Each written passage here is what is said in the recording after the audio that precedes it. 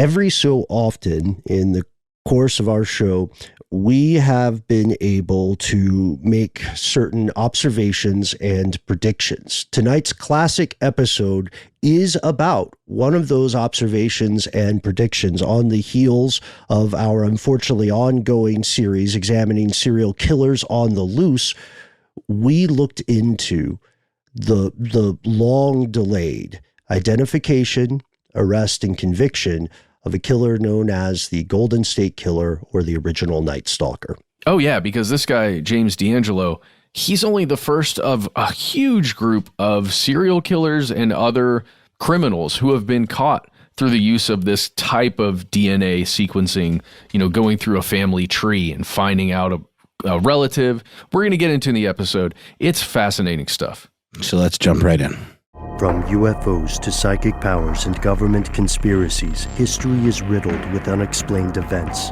You can turn back now or learn the stuff they don't want you to know.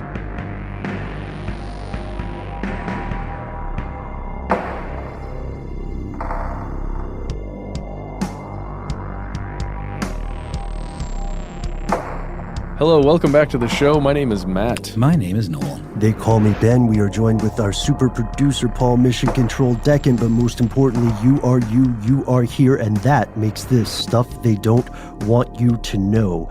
This episode is going to be an update on it's an update that we hoped but never truly thought we would ever have the chance to do. This is very much a what a time to be alive sort of show. You may recall, longtime listeners, that a while back, when was it, Matt? May 2016. May 2016, we did an episode on what is known as the original Night Stalker or the Golden State Killer. And in this episode, we looked at the current research and investigation into those, at the time, unsolved crimes, the various theories, the various leads that were taken up and later rejected by law enforcement and armchair investigators on specialized crime forums, on Reddit, all over the internet, including some of the authors who made it their life's work to hunt down this killer. Today, however, we're telling a very different story. Today, we are making it official. After decades of dead ends, tantalizing theories, and frustrating leads, justice may have finally caught up with the Golden State Killer. Before you listen to this episode, if you would like a deep dive into the crimes and the past investigation of the crimes of the Golden State Killer or East Area Rapist, as they were also known, do check out our episode from May 2016. We'll wait. Oh, man, that was a good one, wasn't it? Kind of a bummer, really. Yeah, but it was a fact-filled episode and lots of avenues to investigate. But we get a happy ending here, is what this amounts to, right? Mm-hmm. Of Happy, sorts. yeah. Ish. It's there's definitely a light at the tunnel, at the end of the tunnel. There you go. Right? That's a better turn of phrase. We'll see. We hope we as a society make it to the light. Quick background for everybody who just sat quietly the way the three of us did in the studio while your fellow listeners were checking out that episode. From at least 1974 to 1986, California was plagued by a serial break-in artist, a burglar, later a rapist, and then finally a murderer who is known by several different names and was believed to be several different people for a time.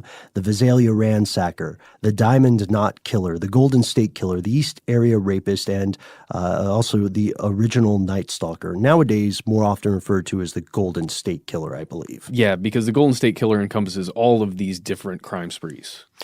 And eventually, in the course of their investigation, law enforcement and independent investigators began to connect the dots, and they said, we believe this is all the work of a single individual. So not copycatters, not a group operating in concert, although we do have a bit of a rabbit hole about that, but a single man a man who might never be apprehended until, that is, on April 25th, 2018, when authorities announced the arrest of a suspect named Joseph James DeAngelo Jr., a 72-year-old retired police officer. He was arrested on 8 counts of first-degree murder based on DNA evidence, and more than 40 years since his criminal career began, the original Night Stalker would finally, maybe, be held accountable. This is the accumulation of countless of hours of police work, contributions and analysis by thousands and thousands of people, several of whom are doubtlessly listening to this podcast today, and, in a very real sense, a lucky break. So what happened? Can we look back over some of these original crimes? I think we must. Well, here are the facts then. Maybe we start with the Visalia ransacker. And we do have to say, we are only at this point talking about documented crimes. As you've seen in previous shows, it is an unfortunate fact in the U.S. that many, many, many crimes do not get reported. Do you think that because of what's come to light that we'll find out about more, or do you think that's unlikely? You know, ideally, there wouldn't be more to find, but realistically, there are probably some. It's just a safe thing to guess. The question then becomes, if we were talking about pre-1970s stuff, right? Were the authorities at the time collecting DNA? Does anything remain? I got you. Know? Yeah. So it's tough, but who knows? Also, if it turns out, we should say DeAngelo has not been convicted yet, but if it turns out that he is convicted, and he already, from what we understand, confessed to several things, he may just go on and start naming more names and instances because he is, frankly, at the end of his life, one way or the other. Yep, as can often happen with these kinds of legacy crimes. Yeah, unfortunately. Well, the Visalia ransacker was a master burglar and break-in guy, believed to be responsible for more than 100 crimes, again, only the ones that we know of. The first ransacking that was recorded was on Tuesday, March 19th, 1974, and one thing that stood out to people was that he passed over a lot of high-value items, a lot of electronics, a lot of keepsakes and stuff, and instead he stole about $50 worth of coins from a piggy bank. That's what he took. Clearly something else at work here other than desire for monetary gain. Right, because there are pawn shops everywhere. He could have taken something and then pawned it and made much more than $50. Is the key word here ransack, right? Because this is about going through people's private things. Yes, just so.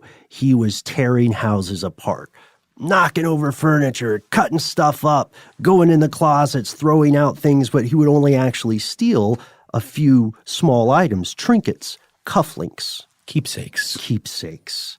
And he would also, probably the creepiest thing he would do is he would arrange items in what appeared to be almost a ritualistic fashion, like women's underwear. He did steal weapons. He stole 6 weapons. He was prolific. He committed multiple break-ins in the same area on the same day. And he also set a record for that, too. Yeah, he broke into 12 different homes in a single day on Saturday, November 30th, 1974. And at this point, other than the strange arrangement of items, it looks like a really creepy burglar, right? Until, that is, on September 11th, 1975, a man who is strongly believed to be the ransacker broke into the home of one Claude Snelling at 532 Whitney Lane. It's now South Whitney Street, if you're familiar with the neighborhood. Claude caught someone trying to kidnap his daughter in their carport, and this still unnamed person shot Claude twice, and Claude died, and the assailant fled.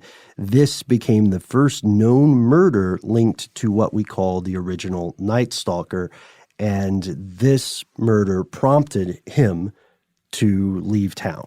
So he's escalated already from ransacking to child snatching? Mm-hmm. Yeah, it seems like that was the course. It's pretty safe to say that if the daughter had been successfully kidnapped, she would have at the very least been assaulted. And then the murder, though, was a byproduct of being caught. Yes, the murder was more than likely a moment of panic or perhaps in some sense meant to erase a witness, but it's probably not the primary intent. But the story of this man is one of escalation. So I just wanted to point that out. And it's interesting that this particular killing, I wonder if it's like what kind of gave him the taste or something like that. Or he's like, maybe I want to add this to my repertoire. You have to wonder, too, because we find often in serial murders, like in our previous episodes on uncaught serial killers, we do see this escalation. You know, someone starts with fires. Someone starts with mutilations, right? Or running by and slashing someone or choking somebody. And then it builds and builds. But this killer was, at this point, still lucid enough to realize the dangers if they chose to stay in Visalia. So in mid-1976, he moves to Sacramento, and that's where he progresses fully from burglary and murders, perhaps unintentionally, to sexual assault. So around June 1976, our person here of interest moved to Sacramento, and this is when he's really progressing from burglary into sexual assault. Although, you know, he originally targeted these women who were alone. Usually that's what his victim would look like. They would be in their homes. Sometimes they would be with their children. And he would later prefer couples. Somehow it switched from just a lone victim that he could attack to perhaps, like we were saying, the escalating thrill and whatever he was getting out of this escalated to where he needed to have a partnered couple, to where there is a male and female usually. And perhaps some of that is tied into his perception of the unattainable nature of someone already in a relationship. Perhaps some of it is a power move on his part to make someone else witness helpless. It's spooky and disturbing stuff. His standard procedure smacked of prior training. These may have been crimes of passion when he got there, but he did a lot of homework. He did extensive research. He would typically break in through a window and awaken someone with a flashlight and a gun so they can't clearly see him as well, and then bind the victims, blindfold them, gag them with towels from their own house, and he would typically force the female victim to tie up her male companion before he tied the female victim up himself. And he operated that way for about a year, June to 76 to May 77, and he had a 3-month gap. And then he returned in Sacramento and other counties. He had another 3-month gap, and then he was operating in other counties until 1979. And from what the timeline shows, from June 18th, 76 to July 5th, 1979, he committed overall 51 crimes as the East Area rapist. As the original Night Stalker, he committed 7 known crimes with multiple homicides that marks his move from break-ins to rape to murder. So stay tuned. After a brief break for our sponsor, we will return and give you a grim introduction to the man known as Joseph James DeAngelo Jr.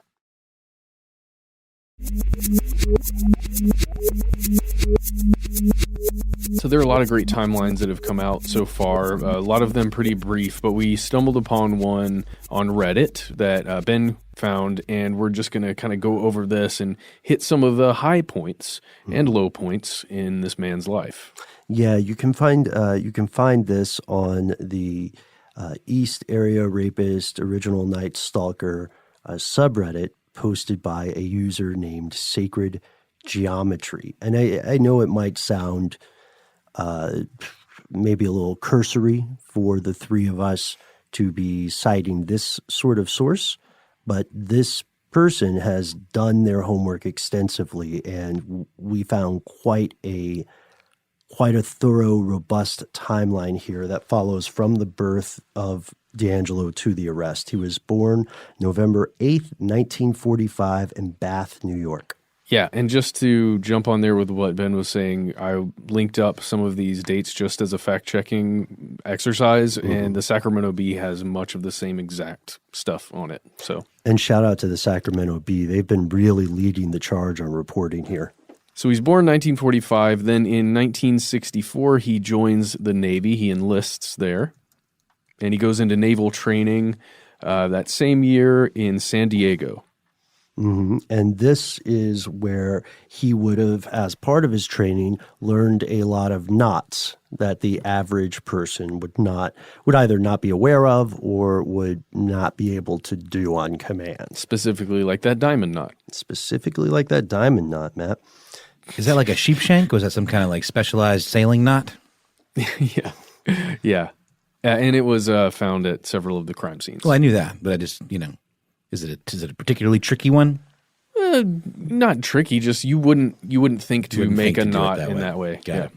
It's super interesting too when there's such a long timeline of crime, and now we have a person to associate with it. This timeline that we're looking at has photographs of him throughout his life, which is really interesting just to visually trace his, kind of progression and think about what he was doing at the time that those photos were taken. So he did, in fact, serve in the Vietnam War. And then in August of 1968, he goes to Sierra College, which is in Rocklin, California, and fascinatingly got an associate degree in police science. That could come in handy. Yeah, he also attends later, the year after he graduates with an associate degree in police science, he goes to CSU in Sacramento, where he spends a year earning a bachelor's in criminal justice. And the same year he gets out of there, in 1972, he spends the next approximate year. Sometime during 1972 and 1973, he completes an internship in the Roseville Patrol.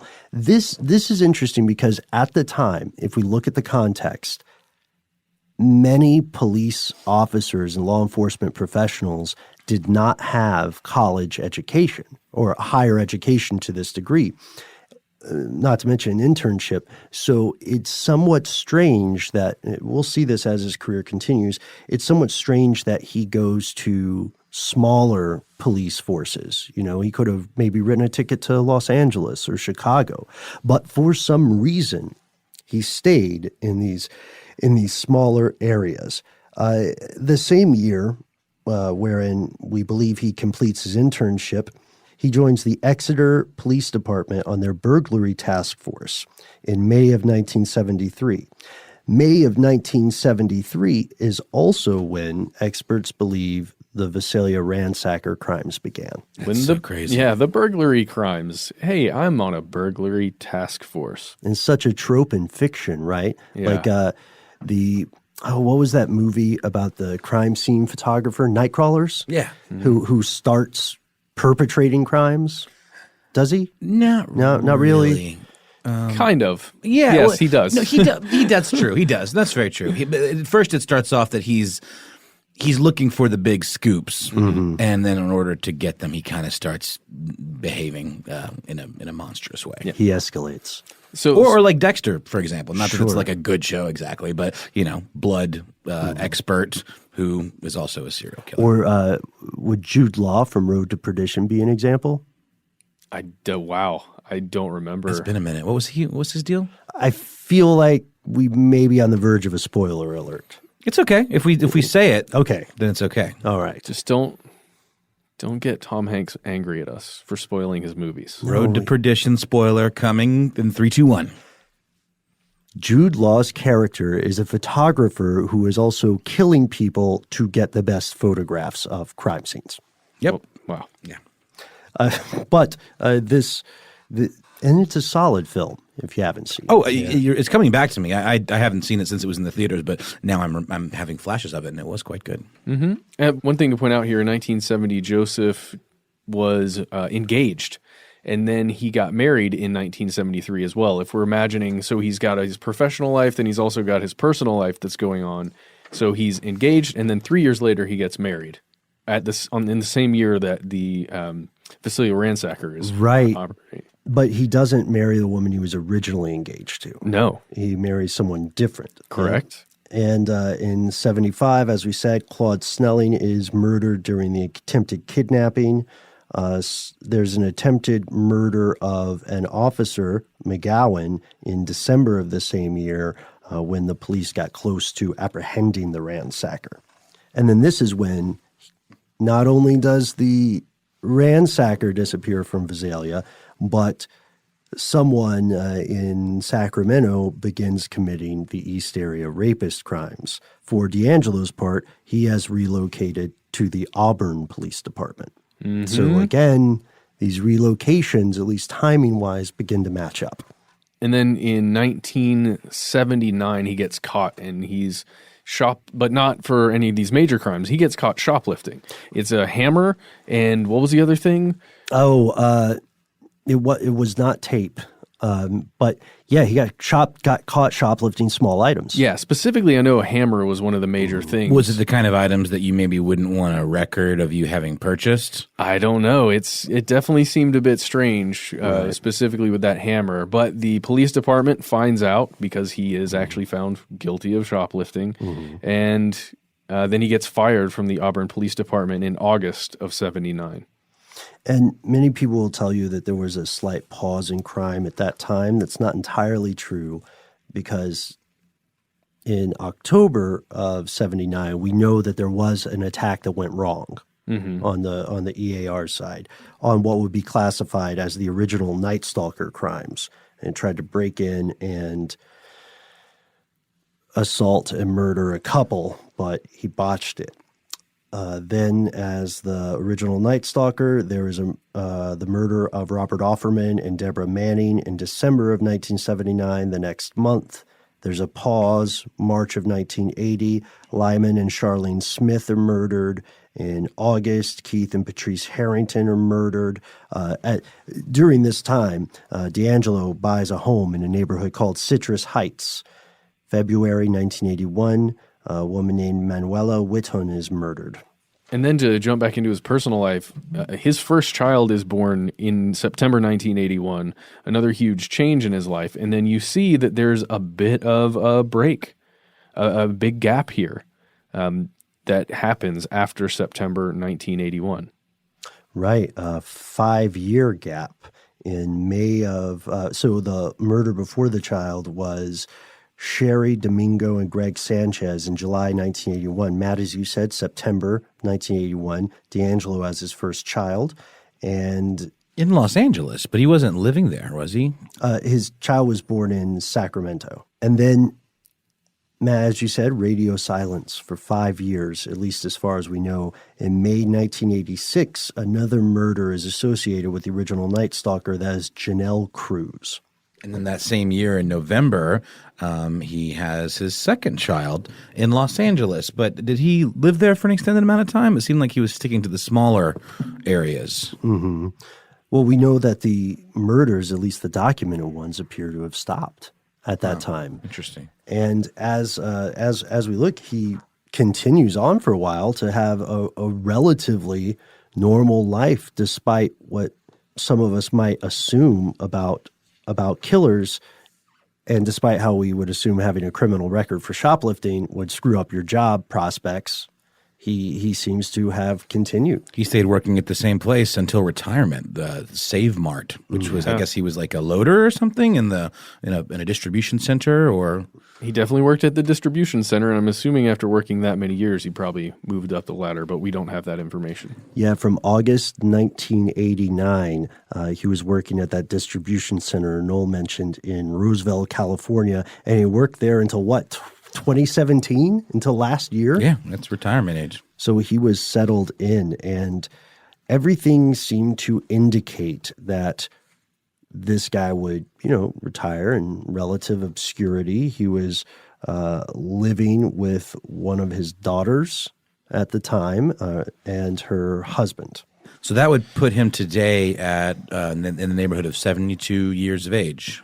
Mm-hmm. And that would put assuming, and there's a big assumption that's probably incorrect, assuming that all the crimes that occurred are the crimes we know about, then that would put him at a murder rate of 12 to 13 people, 45 to 50 sexual assaults, easily more than 120 homes broken into. Yeah, and that's, of course, if he actually did all of these crimes. And that's a very good point to make. If, of course, he actually did all of these crimes. He's being charged for several murders right now as we're recording this, but it's not all of them.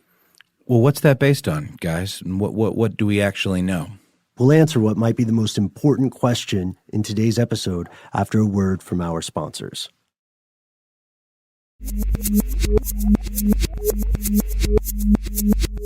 Here's where it gets crazy. This man, DeAngelo, was associated with these crimes not through a bunch of people digging through microfiche or hunting down old leads alone. No. This man was apprehended due to a lead they derived from DNA, a DNA database. So one of the first questions is, how did they find this DNA? Because clearly, like in the 1970s, for instance, they wouldn't have had the sophistication in terms of technology to investigate this. You could find a loose leaf notebook or something, but you wouldn't automatically be able to pull that info off of it. Oh, totally. And when I first saw this case, the story, I assumed that they had a sample of his DNA that ended up in one of these databases, but that's not quite how it went down, is it? No, not quite. It turns out that they took crime scene DNA, which they had had from the time of the crimes, and ran it through various databases where all of a sudden, ding, ding, ding, it showed a match to what would turn out to be one of DeAngelo's distant relatives, someone who had their DNA in a public database. So let's look at that arrest, though. It isn't until March of this year, as we record this, March 2018, that he is identified as a suspect in these decade-old crimes via a public database. And what's strange about it happening in 2018 for a lot of people is the idea that, whoa, authorities would hold on to this information for decades and not do anything. In 1986, DNA was just emerging as a criminal investigative tool. And according to the experts, DeAngelo, as a former police officer, would have probably, according to them, have known that this thing was on the way, or there was a possibility at least. So when they started looking for this, a lot of the stuff we read about says that they found a match that was a distant relative. But what does that mean? Oh, well, it means that they took what they did have as far as DNA evidence from this killer, and they threw it into one of these databases called gedmatch.com, and they found a fourth cousin of DeAngelo. Now, they have no idea at this point who DeAngelo is. They just know that this DNA matches this person, at least in some way. And this person had used this GED match program already, and the service. And then they start looking through this person's family tree, this fourth cousin, and then they start trying to match up people's backgrounds from that family tree. And does anybody match up? Do they live in Visalia around this time? Do they live in Sacramento around this time? And they start picking out a few people to look at, and they eventually come upon Mr. DeAngelo. And it's a really strange process how that just happened to work. Well, do you remember on the Here's Where It Gets Crazy episode, we talked about this whole thing, and there was a story about this very same process that led them to like a false positive. That can happen too, because they got a hit, but the guy didn't match the criteria for the crime they were trying to solve. So they looked at like his son or something like that, and it matched a little more, and so they went with that, and then it ended up not being true. Yeah. Well, in this case, the investigation is fascinating because they got this match with the fourth cousin, then they actually start looking at this guy, and they start staking out his house. For like 6 or 7 days. Yeah, exactly. And they're looking at his trash. I mean, they don't state specifically how they got the DNA samples, but they do say it was probably from a container that he had taken a drink out of. Right. And they would watch him come in and out of his house, And they, then they took that DNA sample and they tested it with the other DNA that they had from the previous case. And they went, oh boy, guess what? Somehow we got the guy. It's him. Yeah. And the match was not something that was contested. We can't be more clear about this. It wasn't like, oh, this is a pretty good indicator. Let's see. No, this was something that had been under investigation in a while for some time. A criminologist in Contra Costa County, way back in 2001, had linked two sets of cases to the same individual thanks to DNA evidence. They just didn't know who it was. And that was the East Area Rapist and the original Night Stalker cases. Yeah. And to the point that you made, Noel, when they get the DNA, it led them to a number of people, right? And they had to separate timelines. So they had to spend this time surveilling this guy and going through his trash, most likely. Although they don't say it that way, because I don't think they want that image of law enforcement to be, they want to be presented as people digging through your trash. No. But they will. Yeah. But they will. They have to. Well, and there is a beyond 98% likelihood, beyond 99% likelihood that they have the right guy. This is the U.S., so technically he's innocent until proven guilty. Digging through trash is just good police work, my guys. I would agree. And this is where the story stands. As the story emerges, we're going to hear new updates. We can go ahead and call it. We're inevitably going to hear, I think, the conviction of this criminal. On a side note, the neighbors said the same things that you would hear about serial killers in works of fiction. They said he was kind of a recluse. We didn't think he was a killer or a monster. They did say he was prone to violent public outbursts. Did you catch that? Mm-hmm. But somehow he maintained it and kept it under control for years and years and years after his children were born, except for one case right after his first daughter. Again, that is, unless more stuff emerges, like we pointed out earlier, unless it comes out that he is implicated in other stuff. At this point, I'd be surprised, because if there were DNA leavings from other crimes, they would have also pinged on those databases, right? Yeah. Because those databases work together pretty well. And this leads into the larger implication, which is a big question for us today. What does this mean for not just the DNA of criminals and these human monsters like serial killers, but what does this mean for you right now listening, your DNA? We talked a little bit about this with an excellent post in our community page. Like you mentioned, Noel, here's where it gets crazy. And sometimes the three of us are usually on the same page about a lot of things. I mean, we get along famously, but we might have some differing opinions about DNA testing. Like a number of people, and this is just personally, I've held off on some DNA testing due to privacy concerns. Yeah, it's a good call. And that seems to be a sentiment shared by many. Oh, yeah. And Noel, you had earlier mentioned that you had experience with DNA testing from our earlier show, Stuff of Life. I did, and I kind of just threw myself into it like a big dummy, thinking this will be cute, and it's free, so why not?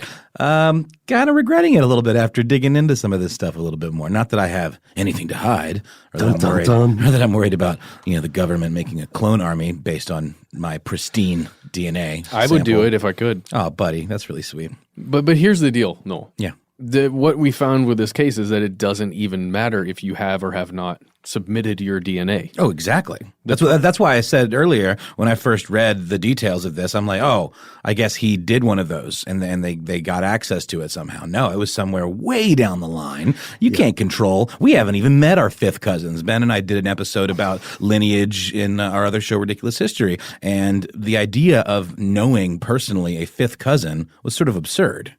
Well, at least for us, for Yeah, our yeah, experience. yeah. That's what I meant between us. Ben, I think you said you were aware of some fifth cousins, but you certainly aren't, taken in a movie of a weekend. Yeah, I come from a strange place. But yeah, and Matt, you make an excellent point that in other cultures and places around the world, it's quite common to know your extended family or even live with them, or maybe you're all in the same town or the same region. Not a lot of people here in the U.S. are that close, and there are these implications that you mentioned. It's not always going to be a case of someone signing up directly. We know that the military, as we mentioned earlier, will take DNA samples now. If you are involved in law enforcement on the wrong side, if you get caught, then your DNA will go into a system. But the implications are that even if you say, like, let's say, Matt, may I use you as an example? No. Okay. Let's say that Paul has never been to jail, because he's a paragon of upstanding young gentlemanness. And let's say he was also never in the military or something like that. And let's say he also additionally never signed up for something like 23andMe or Ancestry.com or anything like that. If, however, one of Paul's relatives signs up for this thing, or if one of his relatives joins the right kind of organization, or if, God forbid, they get in trouble with the law, then they will end up in the system, which means, by extension, he has ended up in a system whether or not he agreed to be there. And in this case, it would be probably metadata on Paul. It wouldn't actually have his DNA or anything, right? I mean, that's how this whole thing would work. It's just you're in the system now because you are related in some way. Right. Yeah. And we talked a little bit about how this data is supposed to be made anonymous. I can't pronounce it. Can you help me out? Anonymized? There we go. Hole in one. Yes. Anonymity. Anonymity. My enemy's anonymity. And enmity. And enmity means many things to me, if we're just going to finish the poem. But the strange thing here is that we can't help but think of the comparison to big data and Facebook, or the so-called frictionless sharing, right? We have friends who have never been on Facebook and never want to be for various reasons of their own, but because they know us, or because if you have friends like this, they know you, Facebook has a shadow profile on them. And again, for anyone who heard our Cambridge Analytica episode, Facebook doesn't like us to call them shadow profiles. Yeah, it sounds spooky. Yeah, but literally everybody else, except for Facebook, calls them shadow profiles. I wonder what their internal nomenclature is for it. I don't know. Maybe they call them like Head Start profiles. Fun pages. Fun pages. Party profiles. So right now, there's no escaping that this stuff has made life massively better, or at the very least provided some sense of closure for people who are survivors of victims of these horrific atrocities. But that doesn't mean that we should forget the implications. At least that's what a lot of critics are saying about this stuff. Once you give that data away, you yourself have little to no legal protection regarding what happens to that information, and you have no control over where it ultimately ends up. We found an interesting take on this from the Parallax, which does a pretty solid job of painting the background here of the current industry and where it seems set to go. Yeah, there are a lot of possible positives. Yes. That are here in this industry. So it says, quote, the consumer DNA market is poised to become the $10 billion business by 2022. Dozens of companies sell home DNA kits. Some like Ancestry.com and Family Tree DNA allow you to divine your ethnic background and connect you with distant relatives. Others like 23andMe can also identify genes linked to 10 diseases, including Alzheimer's, Parkinson's, and celiacs. Mine didn't do any of that stuff. See, 23andMe is pretty cool in that regard. And, I mean, it's pretty great. You can see ads for these services. They talk about how millions of people are already using them. Why don't you join in and let's all that's find what out? They say. Well, I mean, yeah, because they gotta get that money. But what they don't tell you is that unlocking your genetic code could also get you into trouble, legal trouble specifically. It can also prevent you from getting life insurance if you find something in your DNA that you didn't know was there before, and now your insurance company is all like, yeah, man. It's at least if you like lie on your insurance papers and say you don't smoke, and then they like ransack your Facebook page and find a picture of you smoking. Yeah. Okay, that's all in good fun. They gave good chase, whatever. This is like, yeah, this is it. yeah. Well, here's the worst one for you. What if you, let's say, do 23andMe, then you find out, oh wait, that's not my dad. That would be pretty messed up, right? Are you my dad, Matt? I'm just saying. Well, you'll find out one day soon, son. No, Daddy. no, but like this is a genuine thing that I'm assuming has happened. I haven't seen it reported. It has. But surely, like you understand the risk of finding out something. Like maybe you don't though. Maybe that's the thing. You think that just pops up as a notification? Like that. Oh, that's not your dad. That's not your dad. Maybe they send like a very avuncular guy to come in and break the news to you while he takes you fishing or something. It's one of these things too. If we start like really like we're going down a rabbit hole here, but getting into the territory of targeted ads. What if you start getting ads targeted at you because of your DNA information? Right. Yeah, that's a great question. I mean, it is completely – it used to be possible. We're about 2 years from it being plausible. And it's a spooky escalation. Like in the same way that person got an ad for a baby product before knowing. No, the father, I think. The household received an ad for in the mail for expectant mothers, and that's how they found out that their daughter was pregnant. Target literally knew before they do. That's why they're called Target. Boy, no kidding, man. And now, whenever I don't know about you, I don't want to ruin this for anybody who still receives those circulars and those, those slightly better quality than straight up newspaper coupon books. Yeah, the Plum. That's the one I get. I don't know. I've seen it. When I receive those now, ever since we did that episode and looked into that stuff, I always get a little freaked out, and I always try to treat it like a magic 8-ball or some tea leaves for the believers in prognostication. I always wonder, like, what do they know about me that made them think I need a deck? At this point, I just kind of wish they would deliver my mail directly into the trash. So that it saved me a trip. I use it for art projects. That's cool. You're a very enterprising and earth-friendly individual. Cheap is another way to put it. Noel. Yep. But or thrifty, brave, clean, and reverent. If you get that right in, there's a real world example of this stuff happening. At least the life insurance stuff happening in 2016. A writer named Christina Farr, writing for Fast Company, gave us the story of someone identified as Jennifer Marie, not the real name, to protect their privacy, although the horse may have already left the barn there. At the time, she was 36, gainfully employed, and had no current medical issues. But on September 15th, of 2015, her application for life insurance was denied. And here's the quote they used. Unfortunately, after carefully reviewing your application, we regret that we are unable to provide you with the coverage because of your positive BRCA1 gene, the letter reads.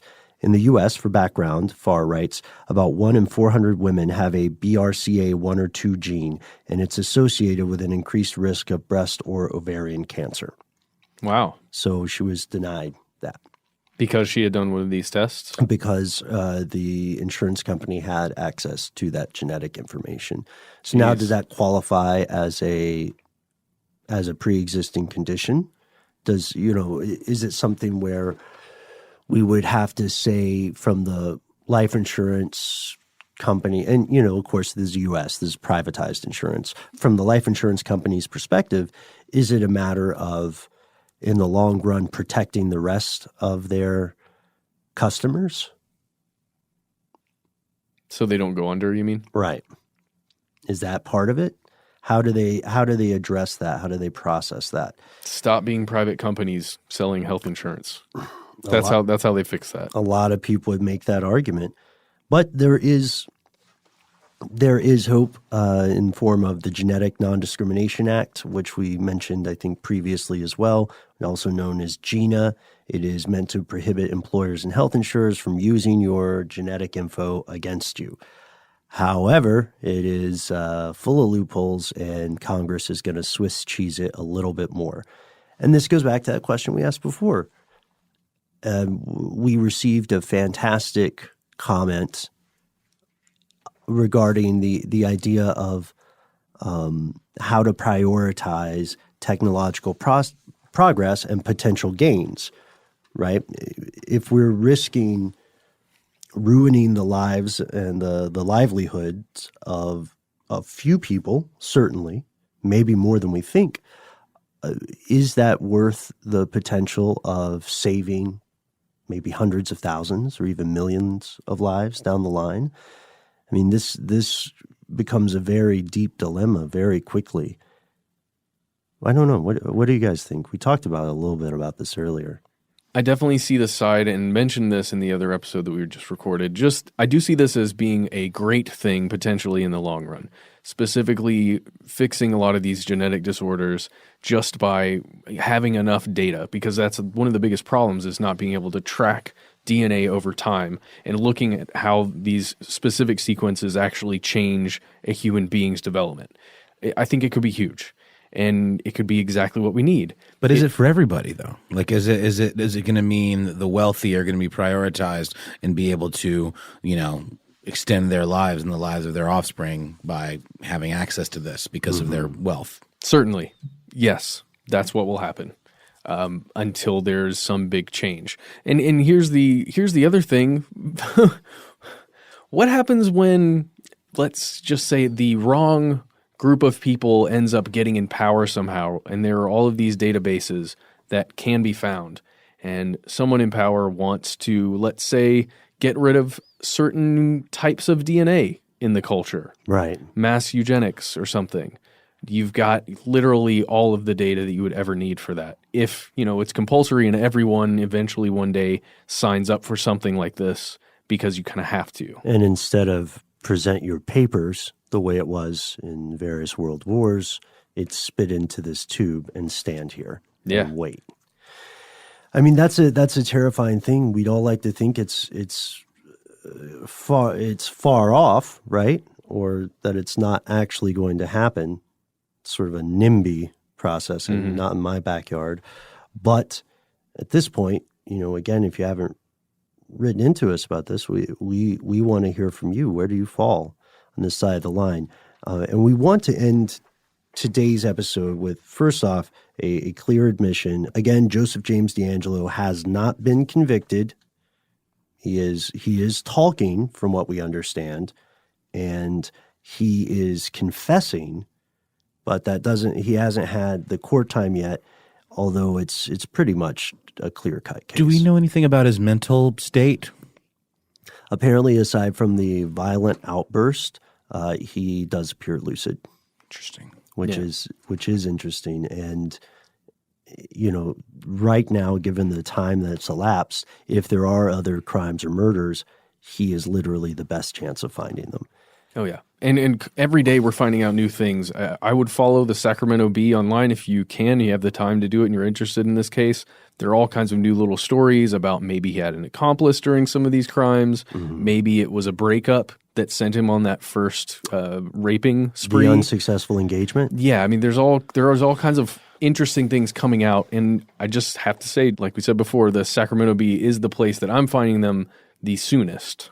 And we have one other thing here, not a conclusion. There's not really a conclusion to this story yet, and not a shout-out corner, though we will be returning that segment soon. We have something that, when we were talking about this off air, we were all texting each other as we were working on this, and Noel, you pointed out to us another recent development involving DNA and killers. And the Sacramento Bee. They, I believe, were first on the scene to report that police in Vallejo have obtained DNA supposedly linked to the Zodiac killer, and that it's being processed in a lab, and we could see results any day now. This was on May the 2nd.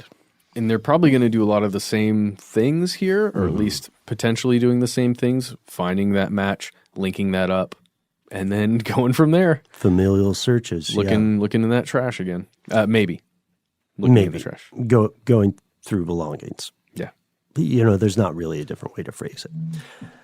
But today, this ends our episode for now, our update on the Golden State Killer, a.k.a. the Diamond Knot Killer, a.k.a. the original Night Stalker, a.k.a. the East Area Rapist, and Visalia Ransacker.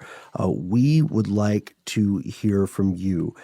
What do you think will be the results of this? What do you think of a world wherein, for the greater good, everyone's DNA is considered part of this large database?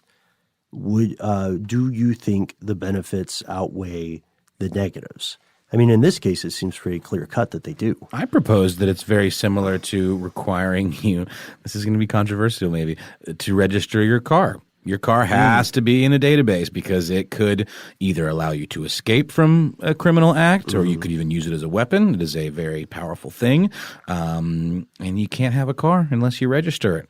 You can do all those things with the human body. So, yeah, that logic. I mean, I'm not saying that I necessarily support that, but I could see law enforcement surely thinking that this is something that would be very helpful and important to solving crimes, but at the risk of what? Privacy and it's my DNA. You also have a requirement to have a license to operate a car. Would that lead into having a license to reproduce?